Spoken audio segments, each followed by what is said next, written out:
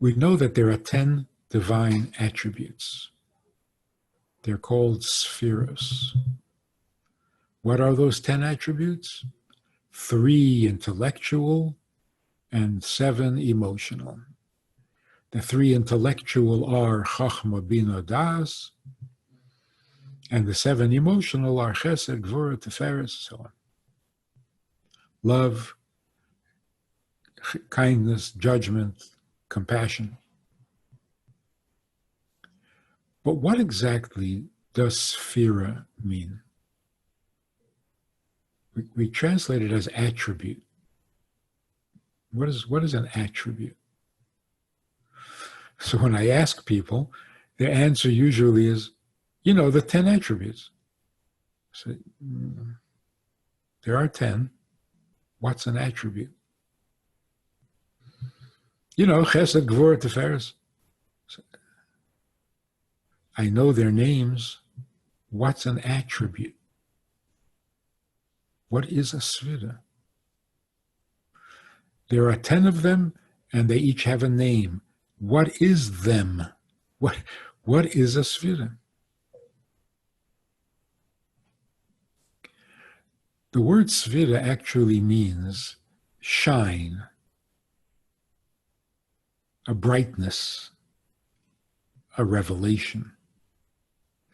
There are 10 ways in which God shines forth, reveals himself.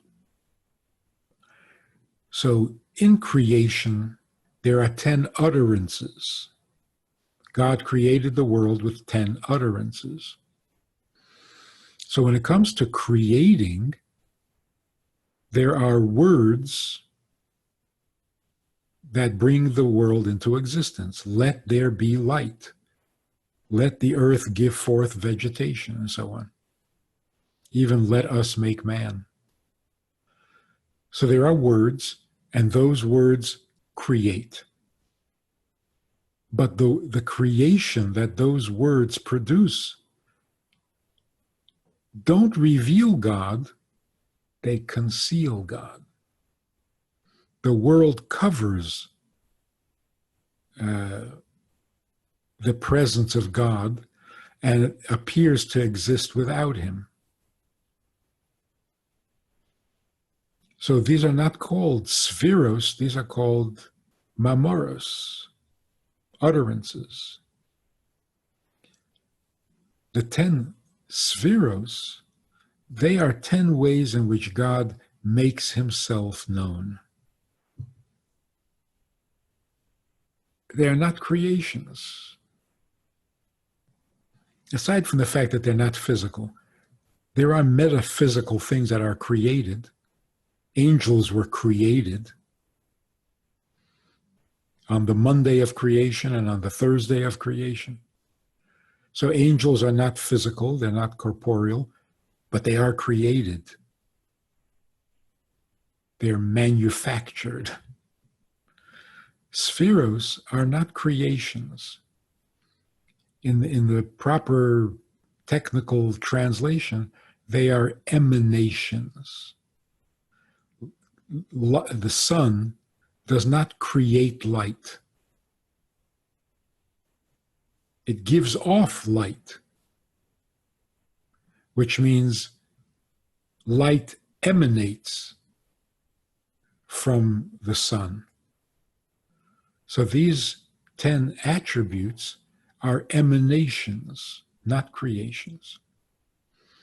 God chose these 10 forms of expression, and they reveal him. They allow us to get a glimpse of him rather than conceal him.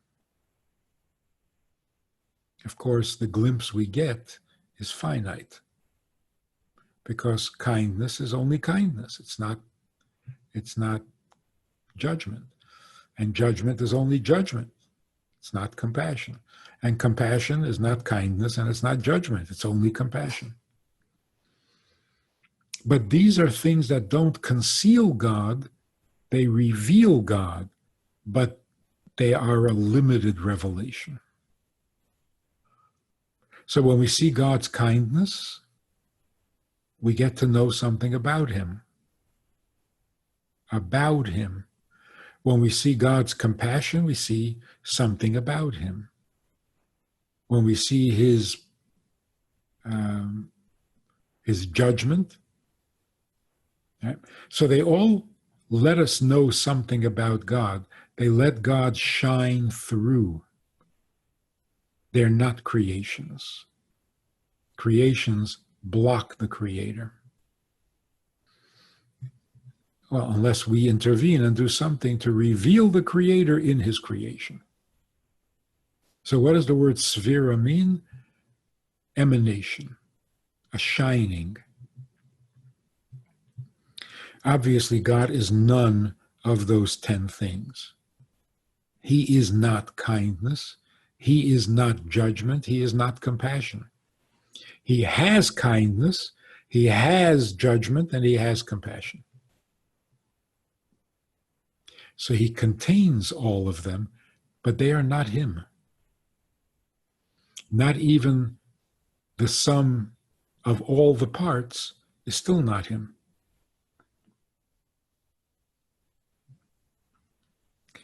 He chose to reveal himself in these 10 ways. Had he chosen some other way, that would have worked too.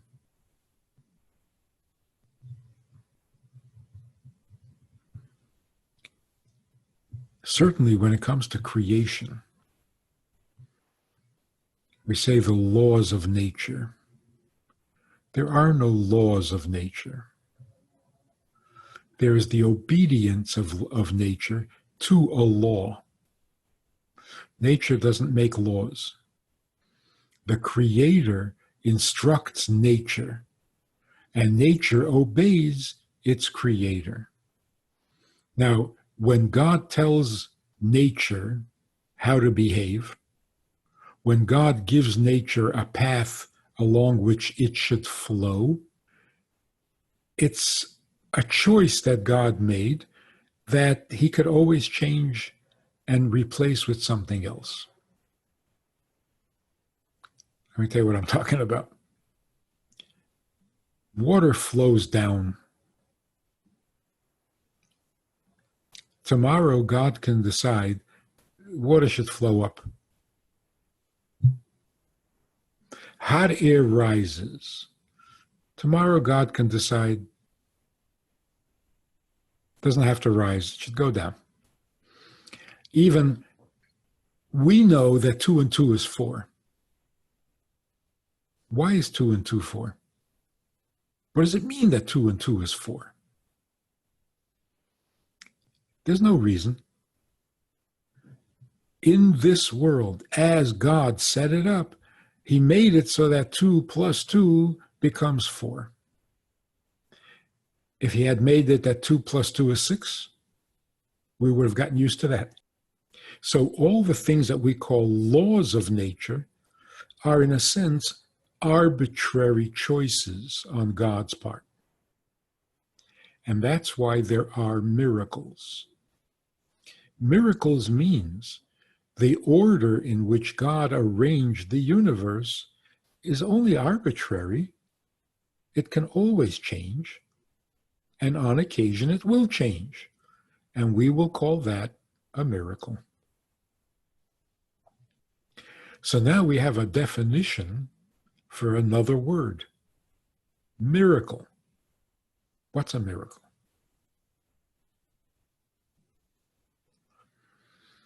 The doctor, God forbid, says there's no hope.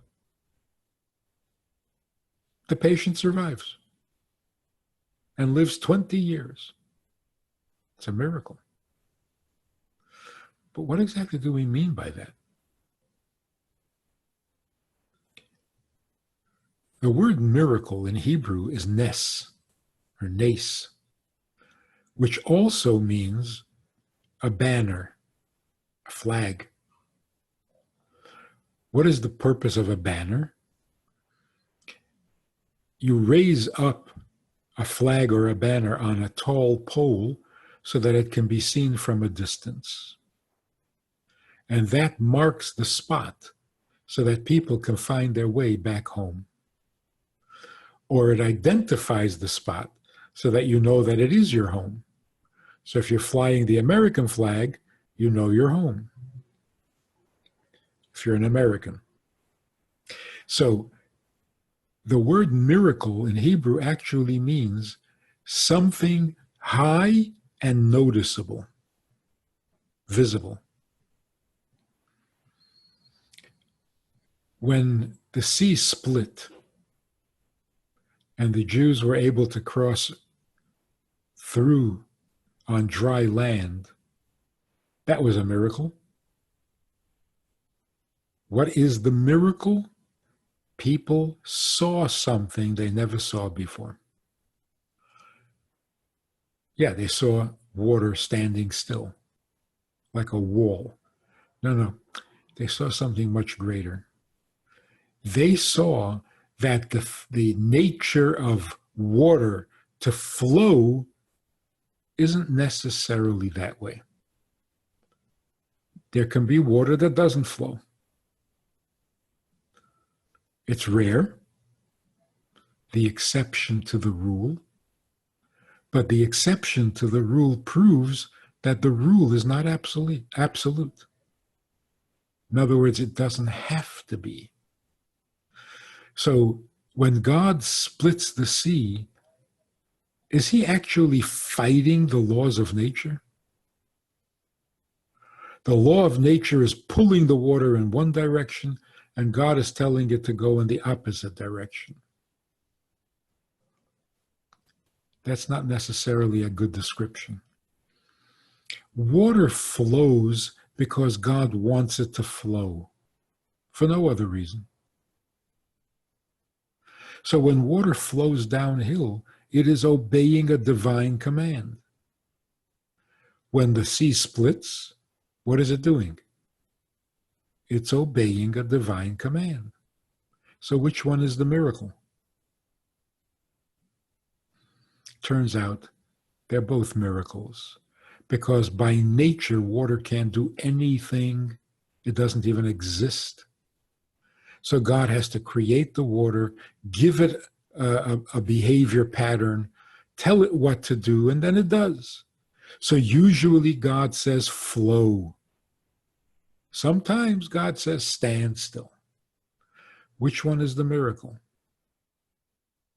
The miracle is the one that catches your attention, because a miracle means a visible banner, a visible sign. When do you realize that God is running the world? When water flows or when water doesn't flow? They're both miracles. And in both cases, God is making it happen. There is nothing natural about it. In fact, the word nature means, I don't know why. I said, why does water flow downhill? It is the nature of water. In other words, I don't know. It just is. So water flowing downhill, hot air rising, gravity keeping things down to earth, those are not laws. Those are patterns of behavior. That pattern is arbitrary. On occasion, God will say, not today. Today, stand still. Flow uphill. Hot air, go down. Gravity, don't interfere.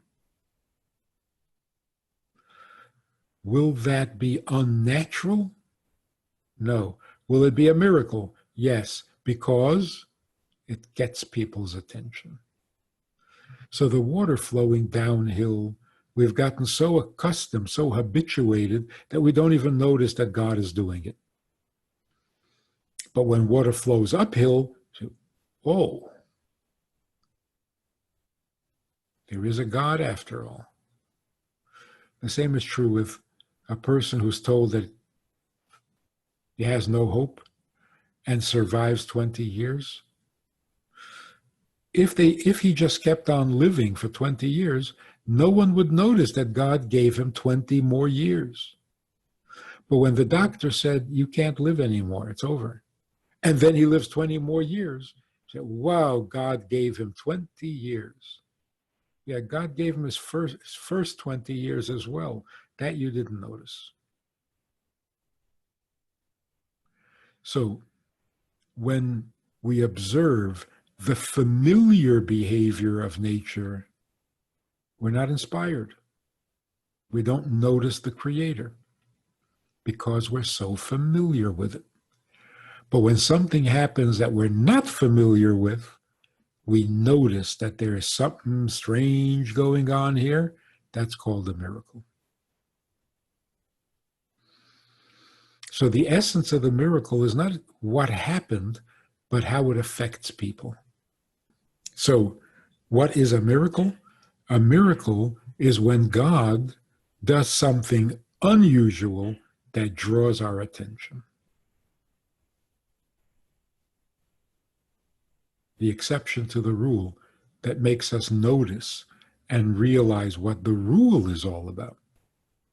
So if the water can split and stand like a wall, then when it's flowing, is it really being natural? Or is flowing also a miracle? But a miracle we've gotten accustomed to, so it doesn't draw our attention anymore. So if the sea had split and there was no one there to see it, will it still be a miracle? No. No. Let's put it in different words. It is not a miracle that God can make water stand still. He can create water. So he can make it stand still. He can make it flow. He can make it disappear. He's the creator. So, wow, God can do that? That is not wisdom.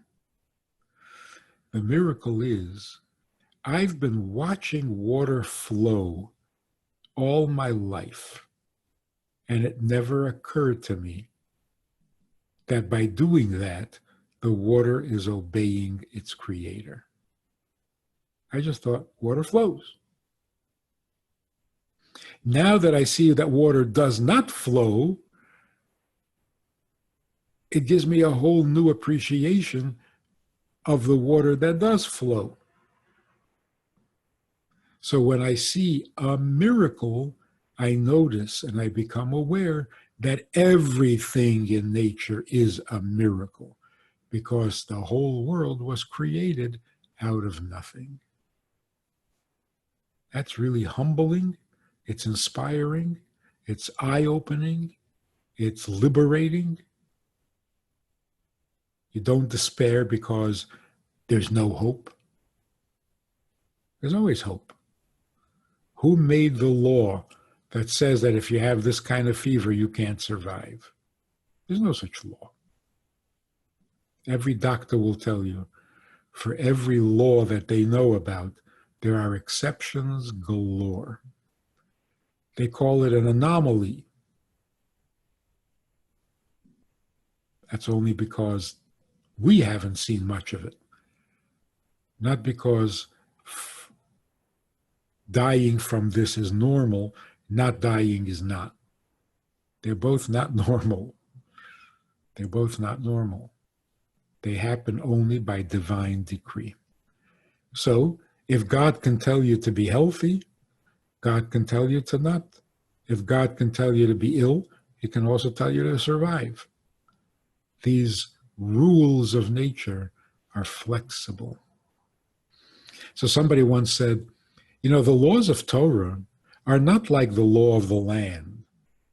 The law of the land was installed by people who agreed, kind of arbitrarily, but by consensus, that these are the laws we're going to establish. Had they made different laws, we would be a different country, and we would be living by those laws. So the laws of Torah are not like that. They're not reached by consensus.